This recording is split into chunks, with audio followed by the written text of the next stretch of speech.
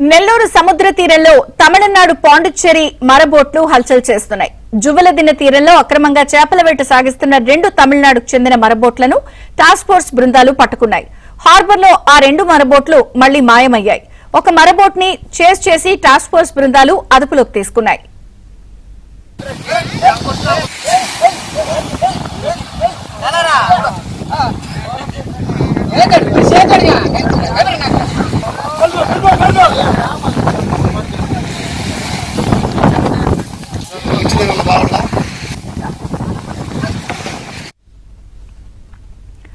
ఇటీవల 3 మరబోట్లు మాయం కావడం పెద్ద దుమారం రేపింది. అయినా కొందరు అధికారులు నిర్లక్ష్యంగా వ్యవహరిస్తున్నారు అని మత్స్యకారులు ఆరోపిస్తున్నారు. ఇంకొందరు తమిళనాడు పాండిచ్చేరి మరబోట్ల వారితో లాలూచీ పడుతున్నారు అని అంటున్నారు.